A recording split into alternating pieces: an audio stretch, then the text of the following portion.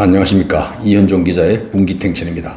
지금 이 나라는 어느 한 구석 똑바로 돌아가는 게 없어서 빈털터리 개사기꾼이 수산업자 행세를 하면서 유력 정치인들을 상대로 한 사기가 통하는 그렇게 허술한 세상으로 변했습니다. 거기에다가 자유우파가 하는 시위는 철저히 봉쇄하고 그들을 살인자로 몰면서도 좌파인 민주노총은 서울 도심을 장악하고 시민들의 통행을 틀어막아도 총리라는 자가 오히려 쩔쩔매는 개같은 나라가 됐습니다. 이것이 이 나라의 정의입니다. 여러분, 지난 토요일 민주노총이 서울 종로를 모두 틀어막고 교통을 마비시켰는데도 이 정부는 뭘 했습니까? 총리라는 자가 업소를 하면서 그들을 찾아가서 통사정한 꼴 봤지요. 정작 그 좌파 지도부는 그러고도 만나보지도 못하는 개망신을 당했습니다. 작년 8.15 우파 집회는 살인자로 몰면서 가혹하게 그들을 잡아들이고 그들 편인 좌파는 오히려 몇십 배 더한 불법을 저질러 제꼈는데도 아무 대응도 못하는 나라에서 우리가 살고 있습니다. 그로 인해 코로나 감염 환자 수가 1000명을 훨씬 넘었습니다.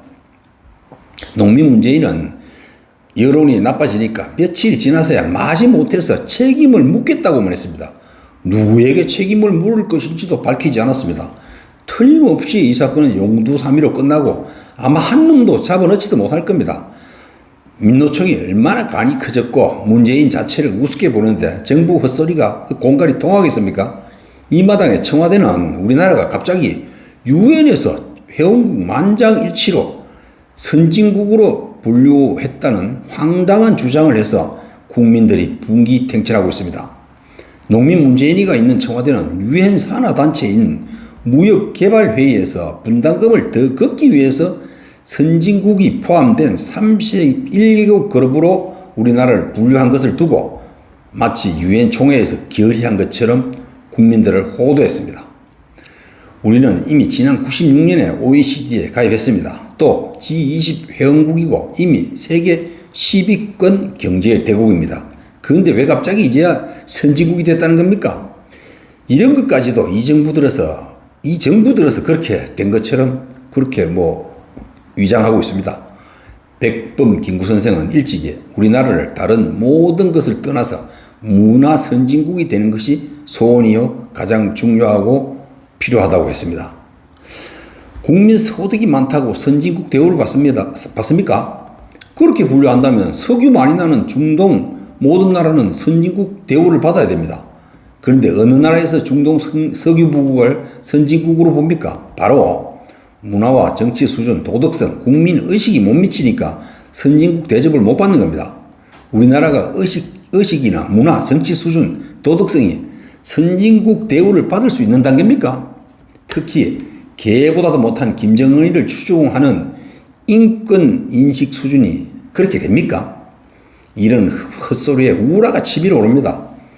이제 오늘 주제인 포항 사기꾼 가짜 수산업자와 이자를 정치권에 연결한 송모 씨 얘기입니다.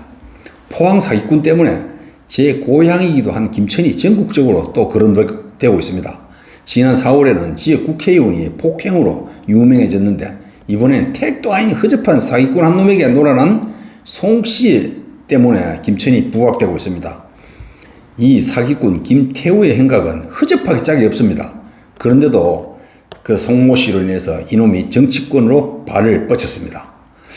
이 송 씨에 대해서는 조금 이따가 자세히 말씀드리겠습니다. 이 사기꾼의 주무대인 포항에서는 지금 이자에게 선물 하나 못 받은 사람은 별 볼 일 없는 사람이라는 농담까지 나올 지경이라고 합니다. 그래서 받은 자는 받은 대로 망신이고 못 받은 자는 그저 명단에도 들지 않는 급밖에 안 된다는 것 때문에 쪽팔린다는 겁니다. 그 덕분에 수사 결과에 따라서 포항 지역 정관계가 쑥대밭이 될 수 있다는 걱정도 있습니다.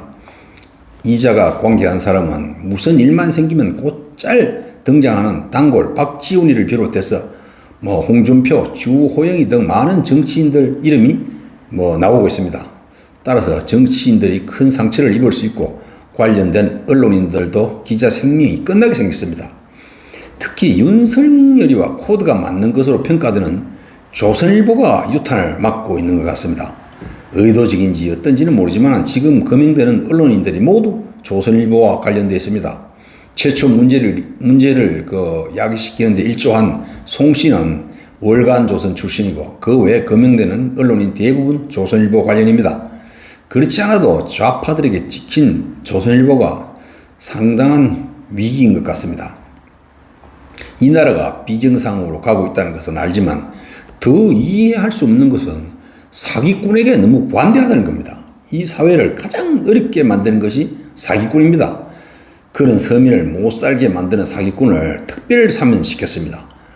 어려운 처지에 있는 금융, 신용 불량자들을 상대로 한 저질 사기꾼이 왜 사면돼야 됩니까?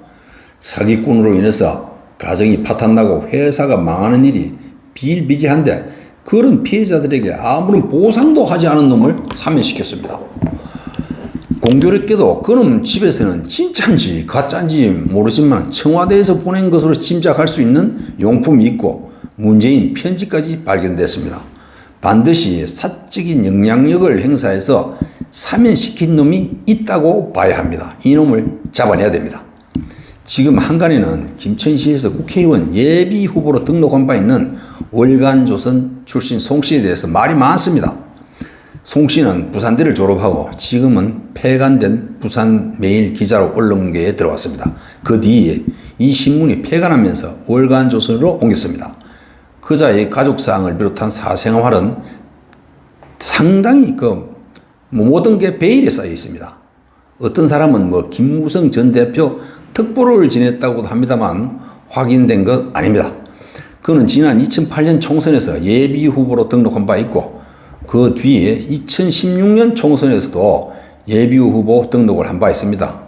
이 과정에서 문제가 있었습니다. 송 씨는 2016년 총선을 앞두고 현역으로 잠재적 경쟁 상대인 이철우 국회의원 흠집 내기를 시도했습니다. 그래서 김천 지역에서 신생 주관지 발행인을 뒷돈으로 매수해서 이철우 의원을 오랫동안 비방해서 지지도가 하락하도록 사조한 혐의가 드러났습니다. 이에 따라 기자도 구속됐고 송 씨 역시 선거법 위반 혐의로 2심에서 10월에 실형을 선고받고 법정 구속됐습니다. 이 사건으로 송 씨가 대구 깜빵 동료로 사기꾼 김태우를 알게 됐고 만기 출소한 후에 이자를 자신을 변호했던 박영수 특검에게 소개시키고 김무성 등에게 연결됐습니다. 이 사기꾼은 그 뒤에 행적은 대부분 알고 계실 겁니다.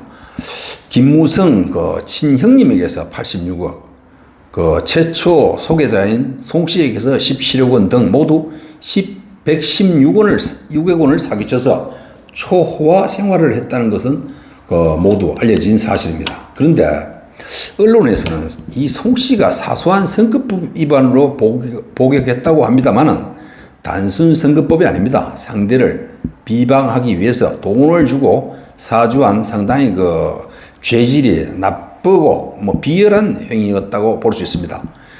정치인들을 소개시키는데 많은 역할을 한 송 씨는 자신도 17억 원을 사기당했다고 하는데 주변에서는 이것도 의아해하고 있습니다.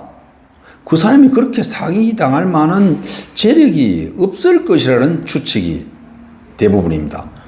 송 씨로 인해서 이 사기꾼의 영역을 넓혔지만 본인도 거꾸로 당했으니 참 딱하게 됐습니다. 그런데 참 이상한 것은 깜빵 동료라면 그자가 왜 구속됐는지 죄질의 불량 여부를 정확히 알 수 있는데 왜 그렇게 자신까지 당했는지 이해가 가지 않습니다. 이상하다는 생각뿐입니다. 이제 이자의 특별 사면을 주도한 자를 조사해서 말 많은 특사 요지경을 파헤쳐야 합니다. 이것이 나라를 바로잡는 한 방법입니다. 그러나 아마 이 정권 안에서는 밝혀지지 않을 겁니다. 기대하지 맙시다.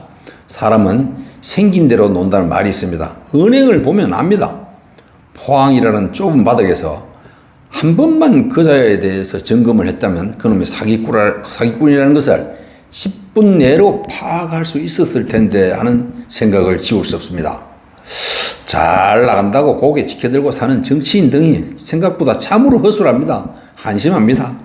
빨갱이는 빨갱이처럼 생겼습니다. 사기꾼은 티가 납니다.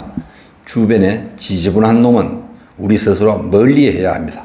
시청해 주셔서 감사합니다. 구독과 좋아요를 꼭 부탁합니다.